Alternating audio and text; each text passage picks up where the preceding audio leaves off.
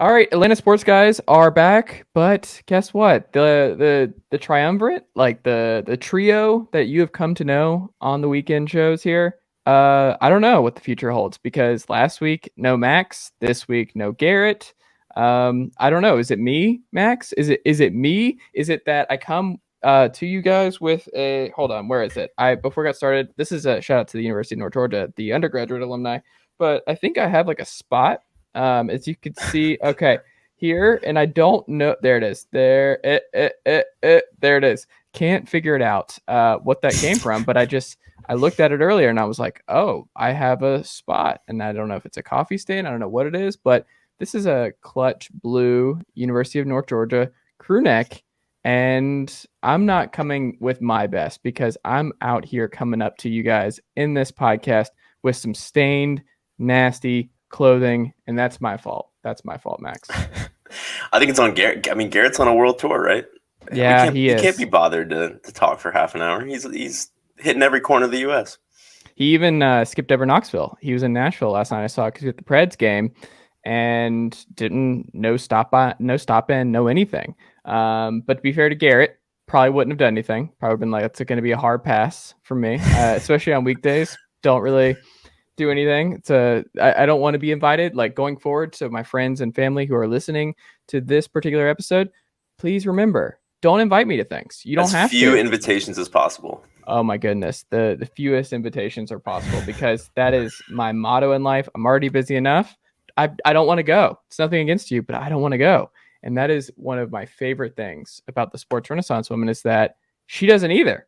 Like she just is down to hang out and like we're gonna watch. Like she'll watch the sports with me. She'll let Reed hang out with me after these days, and then we watch Love Is Blind season 2. We're wrapping that up tonight. Oh my god, it's amazing! I love that show. I haven't seen the second bunch of episodes yet, but the first one was promising. Okay, well it wrapped up. You need to catch up because it's gonna be spoiled for you. This weekend. It's on the docket. It's gonna be so great. I'm so excited. Is she excited for Auburn, Tennessee?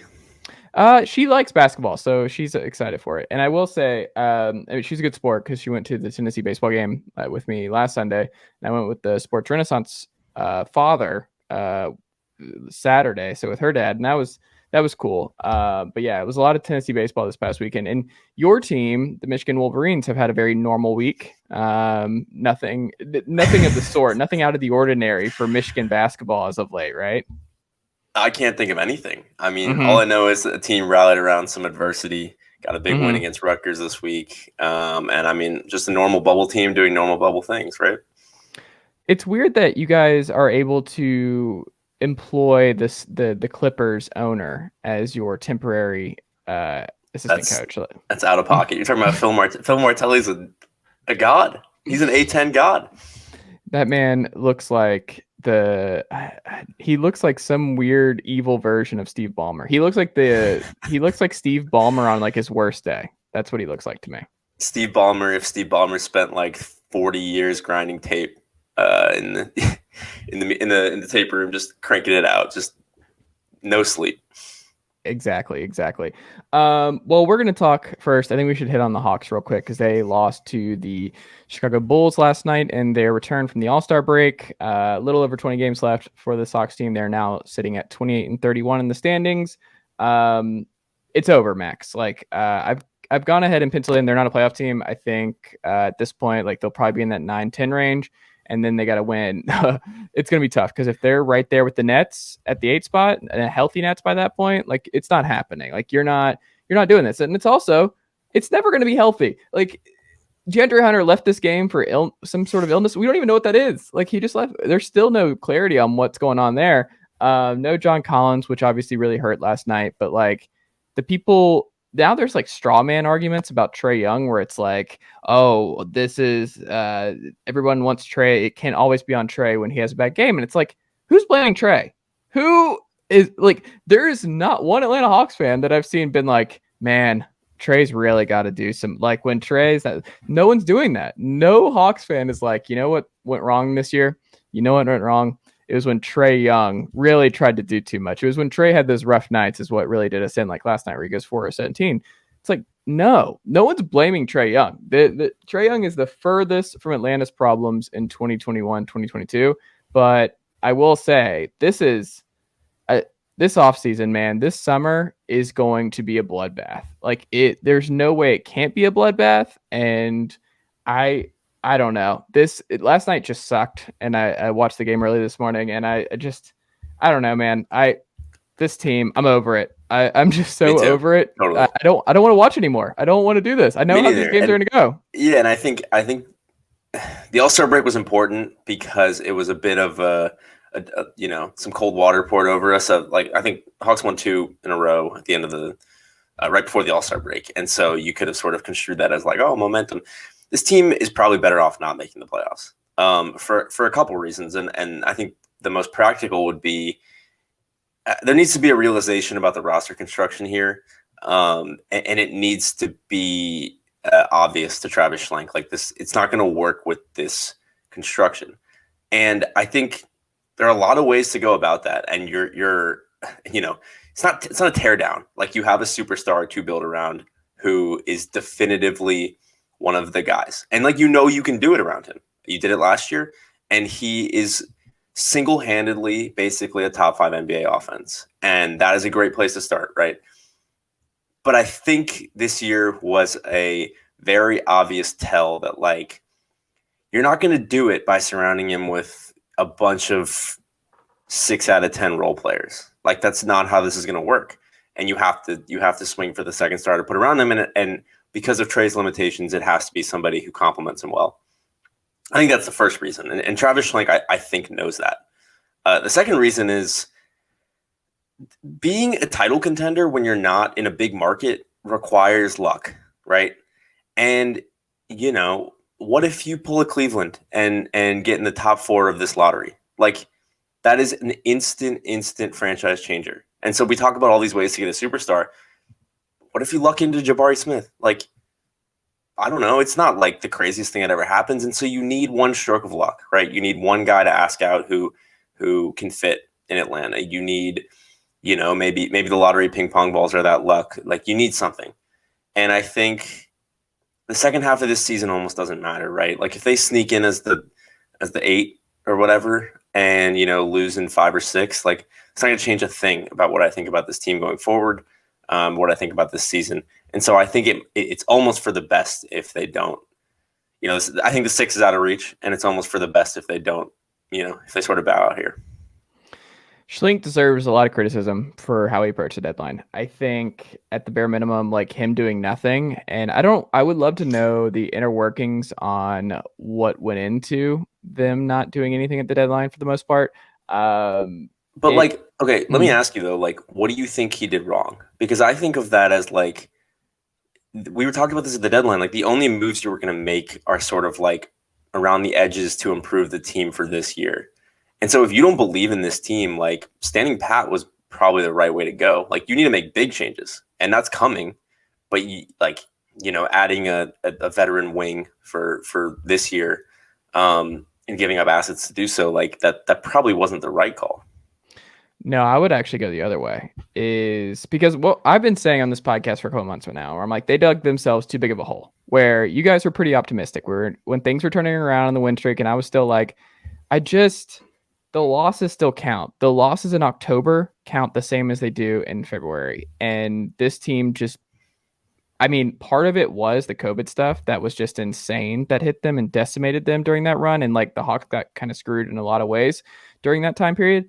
But by and large, this team dug their own grave in the beginning of this season. That's when it was oh, this is over because the East is too strong this year. The East is too good for the next couple of years that you cannot have the kind of start that they did and then just rebound and just get back and be oh, well, we cared way too much about the playoffs and we thought we could just get through this season and coast to the top of the East again. And it's okay, great.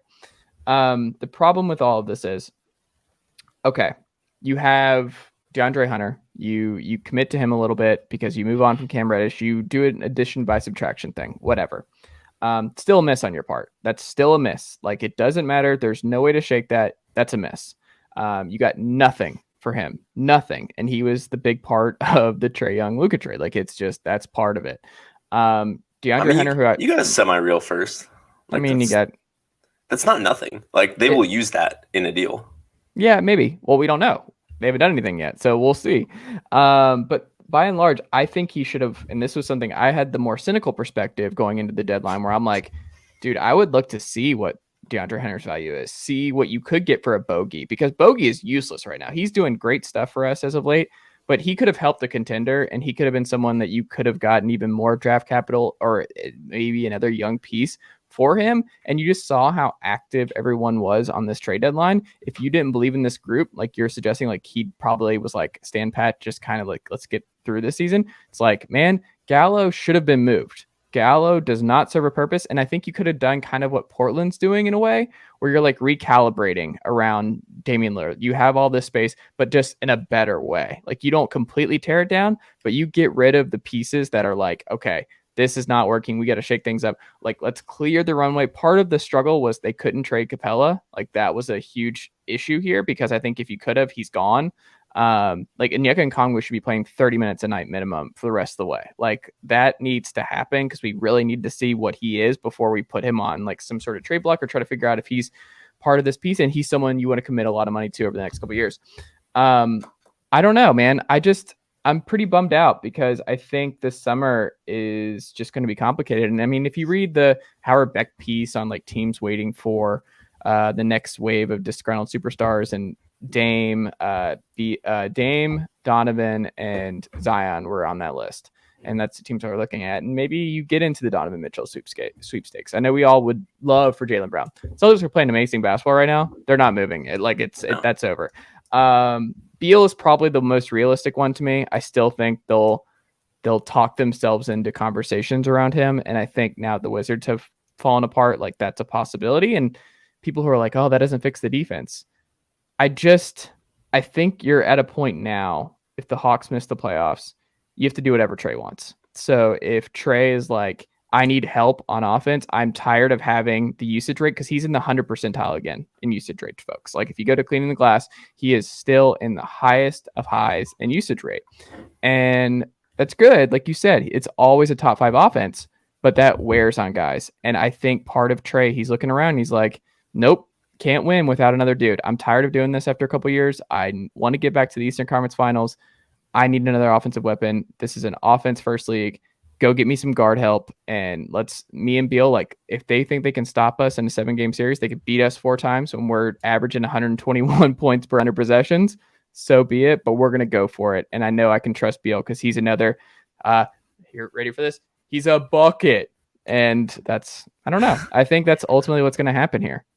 I think, first of all, there's a lot to unpack there. And I think, I think we're headed toward a situation where, Schlank's been waiting for the perfect star and the perfect timing. And like this guy has to be the perfect complement to Trae, or I'm just going to keep my assets. And we're quickly headed toward a position of like, you can't nitpick situations. Like if there's a Brad Beal package that's there and you maybe don't think he's a perfect fit, you might have to do it anyway. And that's tough because he's sticking his neck on the line. Like if that doesn't work, that's his job. And so I get that, but it's also a situation where we talk about the Hawks like they have this war chest. And, you know, I think we like a lot of these young guys. Like we really like Okongwu. We really like Herter, Hunter, like for what they are. But like teams can beat that offer. Like none of these guys are like, none of those guys are even probably Tyrese Halliburton. What's the picks? That's the thing is we have all the picks. That's the war chest is you're giving up. I know, but if we're trying to win, I think there's become a devaluation in the NBA right now, like a correction, I would say, of like if this pick is going to be pick 20, like if it's top 10 protected and you're trying to win, how much value does that really have to me? And so, you know, we're probably going to give up in any trade, any star trade. I think Collins would be in it. And I think teams are going to be like, two picks in a pick swap, 3 picks, like because if those picks are between 20 and 30, like they just have very little utility. Well, that's why you need 3. It's because like teams are like, yeah, this will not be a great first round pick in the following season, but we can gamble on 3 years that this doesn't still work. That Trey might not even be a Hawk in 3 years. Like that's a possibility. That's what you can do now with the trading multiple picks over multiple years. Is teams are like, yeah, this sucks right now, but I don't with the way player movement just Yeah, is the thing in the NBA. Like there's no guarantee these guys are playing totally. And together for so 3 years. yeah, and so let's say you're making a Brad Beal deal. You better Mm, believe Washington's going to ask for like a 2028 pick swap just yep, as thrown in on the end there because it's like, hell, if Trey leaves, that could be a top 5 pick. Who knows? yep. And Schlank's not going to be in a position to quibble with that. Correct. He doesn't have And till 2028. right. I just think like this offseason is going to be interesting on a number of levels. I think one, it's going to tell us very clearly how he sort of tiers these guys, like who he sees where. And it also is just it's gonna be, I don't know if it's desperation, but it's approaching that level of something has to change here. And I think it's just you were talking a lot about like the deadline, and I think they were lulled into a false sense of, I mean, they'd won, I think, 8 of 9 going into the deadline. And so it was a false sense of, okay, here we go again. And they did that last year, and they stood pat last year, and it worked. They were like, I think they were had the best record in the Eastern Conference after the trade deadline last year or something. And then they went on and made the Eastern Conference Finals. And so I think there was probably a sense of, okay, this team can do that again. And it's not going to work out that way. And I think that's sort of a bit of cold water they needed. Like that definitively know, like this core is not going to win you a championship. It's time to figure out what the moves are. We'll see what happens. But it's a bummer, man, that we're not going to have fun Hawks playoff basketball. I know the way we were talking about this team coming into this year and the way we're talking about them now is just such a bummer. I just want them to go away. Like I'm ready for like I just want to clear my brain because it's such a bummer.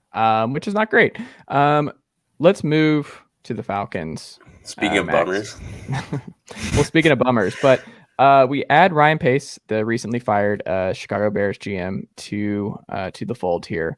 But I wanted to hit on this because I thought this was interesting. This comes to us from the Falcoholic. Corey Woodruff, good writer for the Falcoholic, had 3 bold predictions for the Falcons upcoming offseason. Are you ready for them?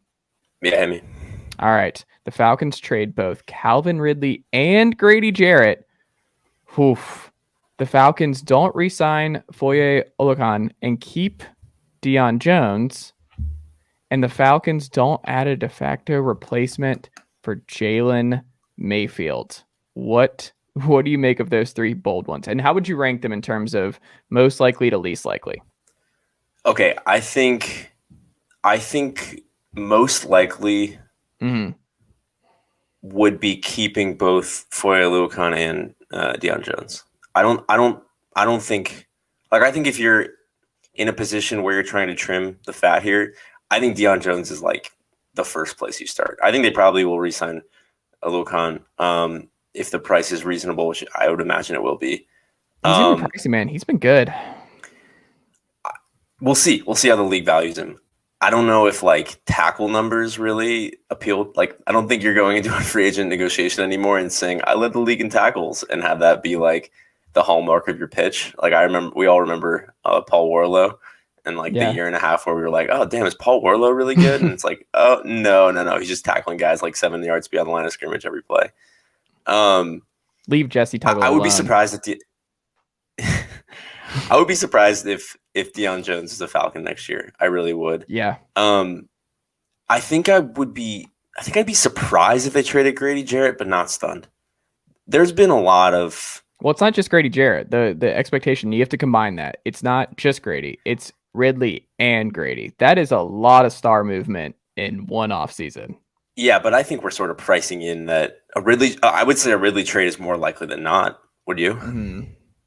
And if a Grady Jarrett trade is 25%, I think there's, I don't know. I think there's like, there are going to be some really hard decisions. And trading Grady Jarrett would be a move toward, we're really going to tear this down and restart. And I don't necessarily think that's the wrong move. Like, you inherited a roster that was very top heavy, and increasingly that top was not good enough to allow you to compete. And I don't think that's really how you win in the NFL. Like, it's a really precarious spot to be in, and they have to rebuild the depth. And I was reading today about, God, I forget which draft expert said this, but one of the draft experts said this is the most even picks 15 and 60 will have been for years. Like, the talent there, the depth is there. And then I think someone else commented, like, this is the most even 1 through 60 has ever been. And so I think the talent is there to take advantage. You already have an extra pick in that range. If you trade Ridley, you will get another one. And if you trade Grady Jarrett, you could probably get another one. And I think that's how a rebuild starts. If you have 4 or 5 picks in that spot and you hit on, 2/3, 3/4 of them, like, that's how you just build a roster. And I think we're in the position now where the Falcons have to just like add talented football players wherever you find them and sort of shed these deals, these contracts that are handicapping you in a lot of ways. I don't know. And the idea that like we're just like Grady just, I guess, bothers me more because of all the draft capital we have put into the defensive line. And this is one that was just overlooked because he was undersized coming out of Clemson. And he was still a dude who was insanely productive at Clemson, but they were just like, I don't know if this is going to translate. And the Falcons took a chance on him later. And obviously it translated. And he's also like one of the best people. And you want him in the locker room. And I don't know. That one would really bum me out. Like Ridley, whatever. But Grady is like one of the awesome success stories that we actually have. Like he's not Aaron Donald, but he is someone that like, I don't know. He is still just the leader of this defensive line. And I want him to be a part of this when they figure out the rest of the defensive line. Like I want to see what Grady Jarrett is able to do with other elite pass rushers. Like imagine Grady Jarrett with Von Miller and insert player name here on the other side. Like somebody like that. Like that would be really cool because the Dante Fowlers of the world, the Tack McKinleys have ruined a lot of this, but I mean, I don't know what his trade value is. We'll see. Like, we don't see a lot of defensive tackles move for high draft capital, so we'll see what other teams do for him. But like, I don't know. I just, unless it's a really great offer, man, I would still just. He's one of the two on the defense. It's like him and AJ Terrell are the two that I'm just like I would really be bummed out if they're not around here during this rebuild. And I think you need some talent to help this line because if you get rid of Jarrett, there's nothing. Like the Davidsons, Nothing. you look up and down this list Starting from scratch, and it's like I don't know, man. That's a dangerous place to be in the modern NFL is starting from scratch on your front seven. Like that is. I agree, but I mean, we've watched a defense that has been so deficient of talent for I don't even really like 2 decades, but more than that, but. Really, the last few years, I mean, just like one of the least talented, if not the least talented defenses in the NFL. And the only way to fix that is to just add as many guys as possible. And the only way to add as many guys as possible, like NFL players, like NFL caliber players, and hope a couple of them hit, is to just take shots in the draft, just build up in the draft. And like paying Grady Jarrett his market value, his deserved market value at age, early 30s. I don't know. I don't know if that's how you want to start a rebuild. Like, I don't know. I would be bummed too, like on a personal level, if Grady Jarrett's not a Falcon. Like he is one of, you said it. It's him. It's AJ Terrell. I'll be bummed if they ever trade Matt Ryan. And obviously Kyle Pitts. And like that's it. I don't know. I just think like there's going to be some really hard decisions to make, and these guys are not wedded anymore to past decisions, right? And so they didn't draft Grady Jarrett, and they're not like we have to emphasize this hit in the draft, however many years ago, or like we have to pay this guy out of loyalty. I don't know. Like we have to pay him extra because he's sort of been here and been a leader throughout and had 3 sacks in the Super Bowl. Like I don't. There isn't that sense of loyalty that fans may have. And I think these tough decisions are going to come from a place of like sort of like cold business evaluation. And I think that's probably what the team needs, right? Like that is what this rebuild needs, but it's going to be painful because it has to be painful. I would love to be a fly on the wall when Fontenot sits Matt down. He's like, hey, Matt, here's the deal. We're making some big changes on defense, but Jalen Mayfield, I understand he like you're still pretty bruised from the Jalen Mayfield experience in 2021. I understand that like your body is still gonna. It's only February, and it's gonna take a little bit more time before your body feels good and you've really recovered from the Jalen Mayfield experience at left guard. But we think we saw some stuff there, and we think we're gonna run that. We're gonna run that back next year. Watching Matt's face just drop and be like, whatever you think's best. Just God. No, I think of the three, having said all that, I think of the three predictions, that one would surprise me the least.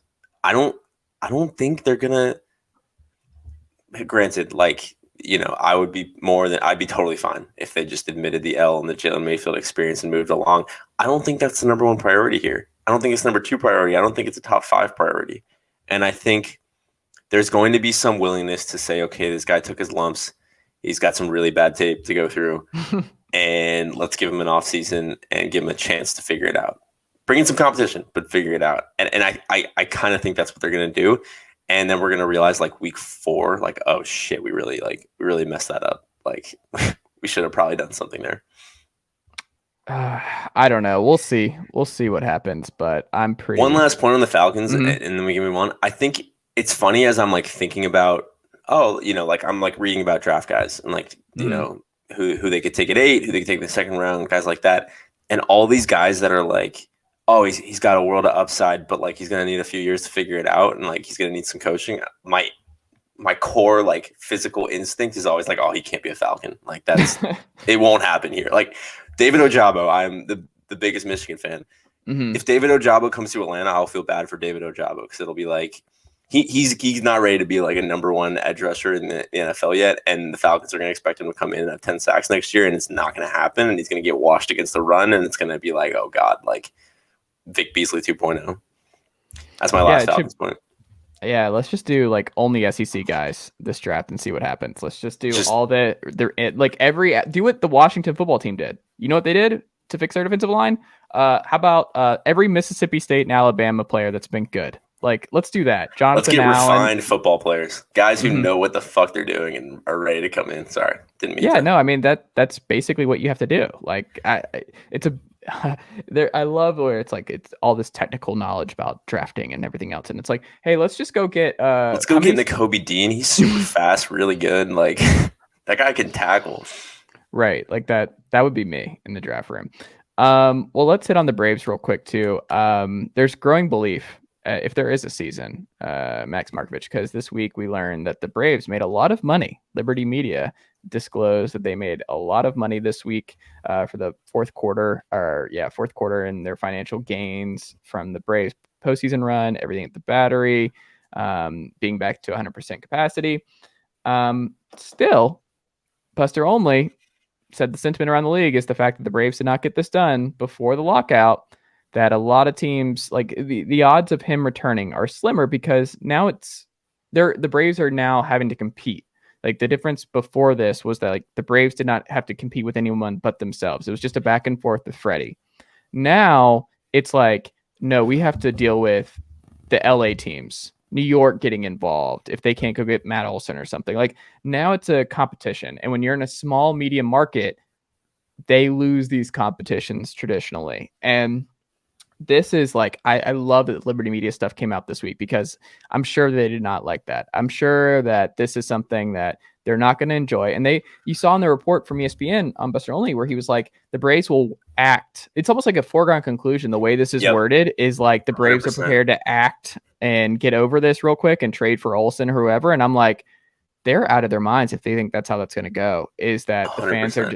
That is just full on, like we live in Colorado and we do not have any pulse for what's going on in Atlanta, because if you think you can just move on and say, sorry, we had to dump out and we just trade for Matt Olson, a local Parkview kid. He went to my high school. But if you think you're going to do that and it's going to go over well, especially after saving money on Ronald Acuna and Ozzie Albies, like that was the whole thing, is they were like, because we save money here, we can spend on guys like Freddie Freeman who've been here from the long haul and the vets so that they can get paid now. And then when those contracts are up, we'll take care of Albies and Acuna later. But you use those savings for Freddie Freeman. This was the person you had in mind for this. And if you don't do that,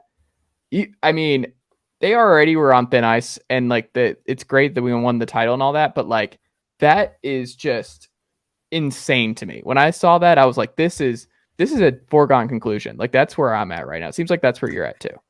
That was the thing that I picked up on right away too. Mm-hmm. Was the way it was written. It was unmistakable. It was Yeah. the Braves are ready to move on quickly and move past the conversation. It's like, buddy, that is not how any of this is going to work. Like, and all of this over. I understand the hesitancy to give, like on paper, I understand the hesitancy to give big money to a 32-year-old first baseman for 6 years, which is what he wants. But you got to have context. Like, there's got to be context here, and I think that's where the money coming out this week about Liberty Media, like that is perfect because it is just this. I don't know if you've ever had a world champion burn goodwill as quickly as will happen is if the Braves let Freddie Freeman walk over 1 year. That really seems like the inevitable outcome here, and I think if that's the case, like they drastically underestimated the public sentiment here and how much like Freddie Freeman is going to walk in a Hall of Famer as a Brave, and you're just going to let that guy walk out the door because of an extra year, having saved all this money in all these different ways. Like I don't even. If they think that's going to fly, I don't know. I don't know, man. It's I'm gonna be interested to see who carries their water because you're gonna see that in Atlanta, and I want you to keep me Like media informed. wise. Yeah, because there's gonna be people who do it where they're like, well, hey, look, the 6th year he's gonna be bad. It could be a pull hole situation. Matt Olson's gonna be more than fine. We just won a World Series without Acuna. We can do it. Why can't we do it again without Freeman? We get Acuna back. Take out Freeman, and you're like, oh no, this is not how this works. We're not doing this. We're not like I like it gives me anxiety just listening to these arguments start It's to 100% going to happen, and Mhm. that argument is made 10 times worse to me by the DH. Like Mhm. I get it. Like I get there is sort of a backlash in baseball now outside of like two markets to like Mhm. giving huge money, especially in your 30s for long term. Like and it makes some sense. Like there is evidence that it's a bad idea. But like if the universal DH is coming to the NL, like Freddie Freeman's bat is going to play for a while, and like take out all the sentimental stuff, take out all the like what he's done for the city, and came up, homegrown talent, all of that. Like take all that out, he's still going to be a productive hitter for several years to come. And to like Imagine if we had quibble, this with Chipper. Like if we had this kind of stuff with Chipper's later years, we're like, oh, I don't know, man. Him on third base, he's been great for so long, but he's getting bigger, and I don't know if he's a I good. just imagine next year the NLCS and Game 7, Freddie Freeman walks into Atlanta as a Dodger and hits a go-ahead home run. Like, how is that going to play? I don't. It's just it can't happen. It seems like it's going to, and it's going to be a shitstorm. Yeah, I think it's over. I think the if you read the tea leaves, like it was almost like one of those things where you he has inside information with the agents and Yep, that you can't just write it yet. Like you can't just say he's gone like it's done. explicitly, Yeah, but like I feel like there is something in the community behind the scenes that are like this is done. Like the this fact is. that he's gotten intel that something quick was going to happen with Mhm, on the Braves end is mhm. a strong indicator of where this is going. Yeah, I think so. I think so. Well, Max, that's all I've got in the Braves, and that the Atlanta United comes back this weekend, so I'm gonna watch that on Sunday because the whole family, like the Atlanta United, is like the one sport, like in Atlanta, where my entire family is on board. My dad played college soccer, my mom loves soccer, my brother's all in on it. So it's actually the one thing that we as a Thomas family like will text about. Like no other sport. They don't all watch the Hawks. They don't all watch the Braves. They don't all watch the Falcons. They definitely don't all watch Tennessee. But that's it. So I'm excited about that to have that back in my life. And the mint green uniforms, top notch. Like I was Fresh. worried about that. They're great. Like they nailed that. So I don't know. I'm excited to have Atlanta United back. Are you planning on going to a lot of games? Are you excited? What's the feeling like in I'm Virginia excited. Highlands? Yeah, I'm excited. I think Atlanta United is the kind of thing that it's the most in person like experience of all Mm-hmm. sports really. Like it's such a cultural like Atlanta like uniquely Atlanta experience that like I'm way more of a like I would love to go to as many games as possible than I am like I need to catch it every time they're on. And so it's like I haven't done a ton of like what's this year going to be like. Like I know they brought in some new guys. Like I will learn all of that sort of in time. But to me, it's just like the single example of like this in-person experience is so much more important to me than, TV. Yeah, I tell people, I'm like, if you go to Atlanta and they're like, oh, what should I see? I'm like, Atlanta United is First one. thing. Like that. If you have to pick one, like Atlanta United is what? And they're like soccer, and I'm like, yes, absolutely, it's no question. Like I have no hesitation on that one. Like it's Atlanta United or don't bother. Like that should be your first Atlanta sports experience. And if you only get one, that's it. Like that's what I would wait on. But also I think too, if Atlanta United did not start at Bobby Dodd and did not start the way it did, I don't think this all exists. That's something I was thinking about, and I'll tell people, I'm like, it was like this weird indie band the way it came out, where like people were like, they're playing where? And then it was like this small group of fans, like diehard fans that were packing out Bobby Dodd for this. And you're like, this is kind of wild, like seeing MLS in a college stadium. And then it progressed. Like, I think because it started small and because it had this small group of people that were so passionate, and then other people saw like how passionate they were about this small atmosphere just being ridiculous, that it just expanded organically. But if they had started at the Benz, I don't think it would have been as electric as what it's become. I agree, and I also think it's maybe a little underrated that like how important it was they were good right away. Mm-hmm. Like I completely, and I think a lot of like the MLS has sort of been like seeking out like why did this work? Why like what happened here since they started it? And I think Atlanta did a lot right. A lot was done right. But maybe the thing that was done most right is they were really good right away and had like stars, like dudes you wanted to go see play.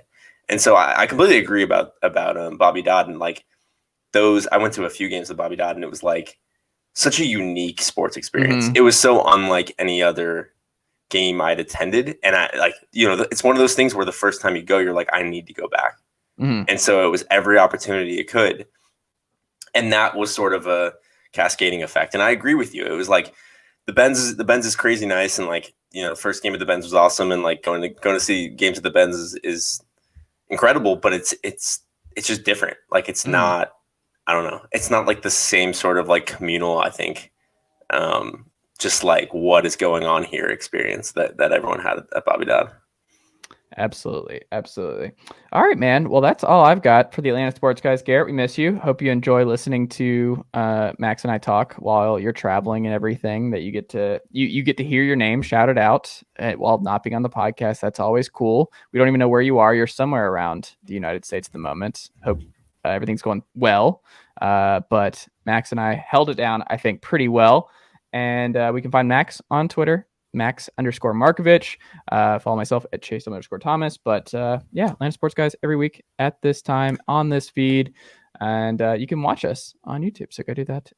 Chase Thomas Podcast, YouTube, both of us on there. There you go. Max Marcovitch, have yourself a great weekend. Love is Blind Season 2. Let's go. That's atop the agenda.